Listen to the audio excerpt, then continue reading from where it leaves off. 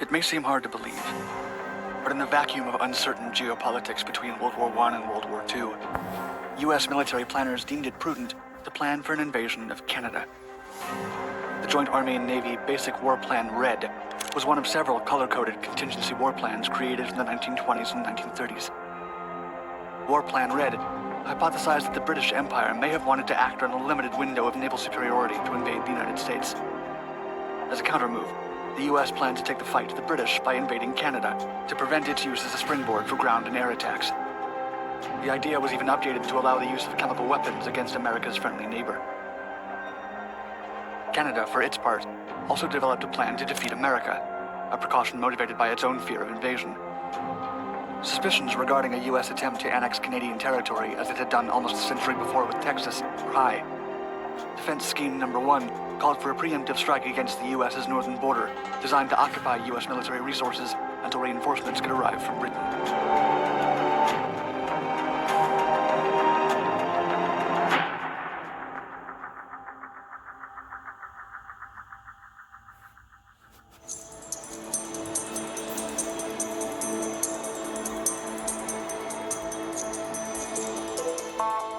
Canada and the United States have not always been close allies.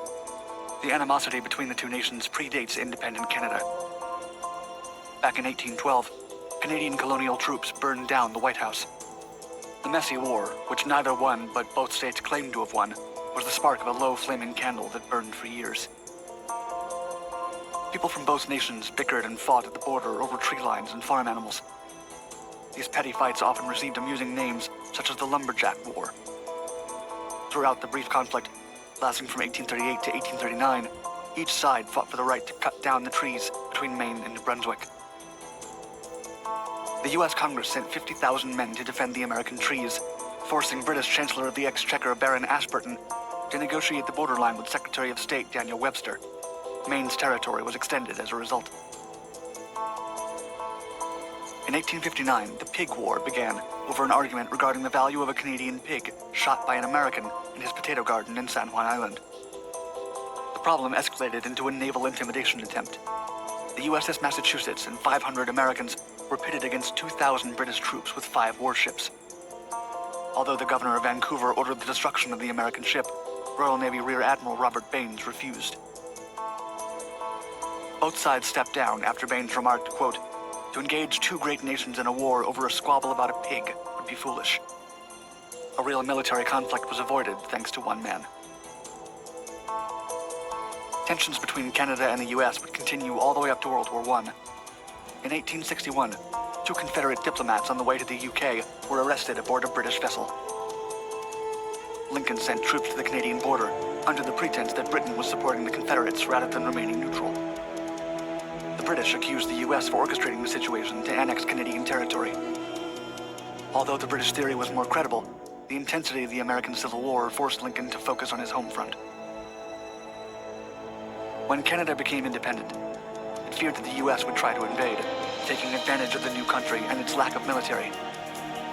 The British promised defense in case of an American attack until 1899, when Canada assembled an official army of its own. World War I changed the face of war for every Western nation. The United States came out on top, with Europe weakened. America was a superpower, and as such, fear towards its imperialist pursuits captured the Canadian imagination once again.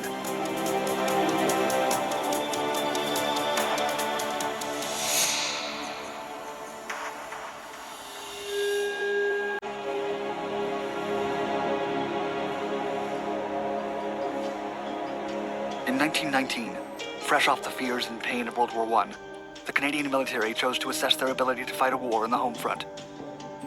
They asked war hero James Sutherland Brown, commonly known as Buster Brown, to design a strategy for fighting the United States of America and leading to Canadian victory despite their scarce population. Disguised, Brown entered the U.S. through the New York and Vermont borders, armed with only a Kodak camera to conduct reconnaissance efforts. He took note of many details, some of which would probably be useless in the actual event of a war. One of his remarks noted, quote, "If Americans are not actually lazy, they have a very deliberate way of working and apparently believe in frequent rests and gossip." In 1921, as a direct result of his undercover mission, Brown laid out his offensive action plan titled Defense Scheme Number 1.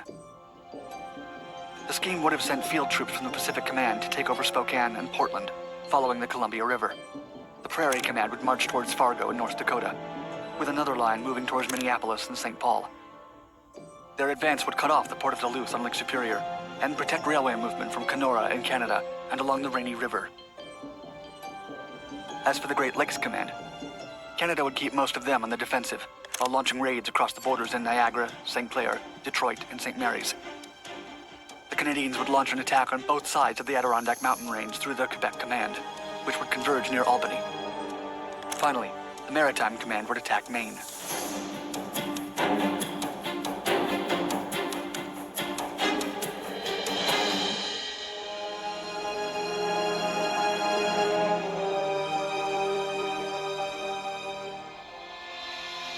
In the years between the two global wars, the U.S. military sought different ways of keeping its officers sharp and engaged.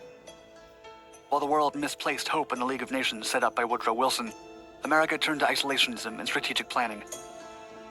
During that time, experts feared Britain could launch an attack on the U.S. to maintain dominance in the light of growing American power under the excuse of obtaining loans repayment.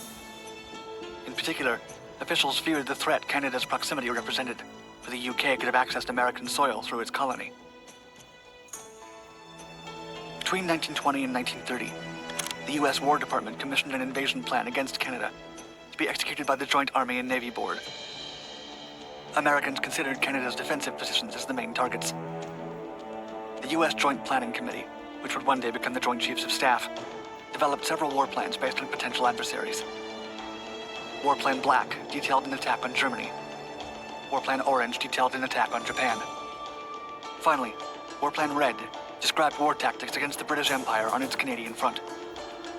The Americans assumed that going to war with the British meant a long-lasting conflict. Therefore, taking over Canada was more of an initial step.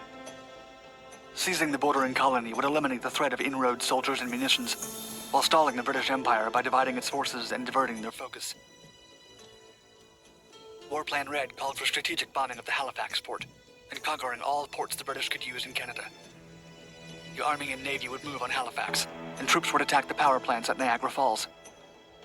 Immediately after, the U.S. would launch its invasion on 3 fronts. Each front was meant to take over a key Canadian territory. The Vermont front would lead to the conquest of Montreal and Quebec. The front at North Dakota would lead to the defeat of Winnipeg. The final front, from the Midwest, would let the U.S. take Ontario and its valuable nickel mines. Meanwhile, the Navy would attack the Great Lakes while blockading all ports. The plan did not call for any strikes outside of the Western Hemisphere. Conquering Canada was meant to force the British Empire to the table so peace could be negotiated. In that scenario, the U.S. hoped to retain some or much of Canada's habitable territory. The plan did not detail how to act if Canada claimed to be neutral during a confrontation with the British. It was decided, however, that a neutrality claim would only be accepted if the Canadians allowed the U.S. to occupy ports and strategic areas until the conflict's end. The plan did not call for attacks on British ships or any other sort of attempt to fight the Royal Navy. This followed the conclusions drawn during the war games at the Naval War College. If the British fleet crossed the Atlantic, it would then be engaged to halt trade.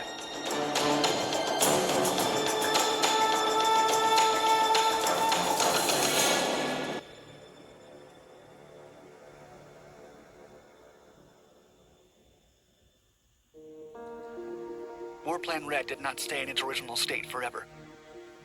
In 1935, Congress invested $57 million on an update. This included the authorization to use chemical weapons against Canadians. The plan now had permission from Congress, saying, quote, "Make all necessary preparations for the use of chemical warfare from the outbreak of the war. The use of chemical warfare, including toxic agents, from the inception of hostilities is authorized." Alterations also included the construction of 3 fake civilian airports along the Canadian border, in case the U.S. needed to fight Canadian fighters and bombers.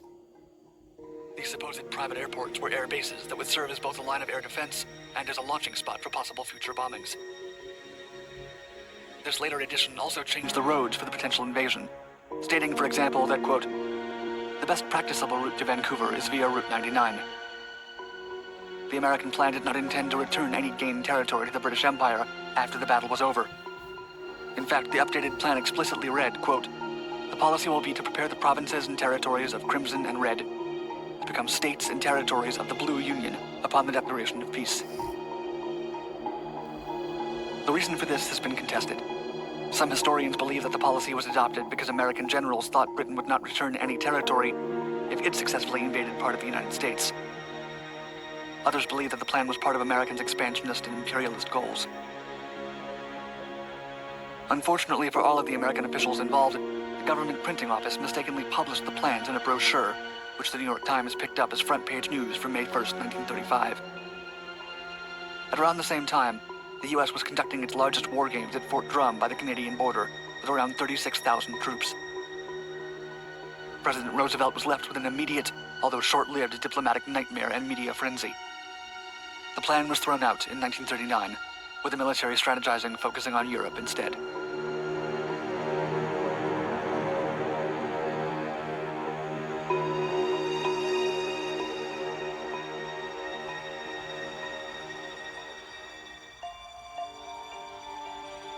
Despite the brief period of paranoia and suspicion, the US and Canada would become allies sooner rather than later, as the fault lines of a new world order began to establish themselves in the lead-up to World War II.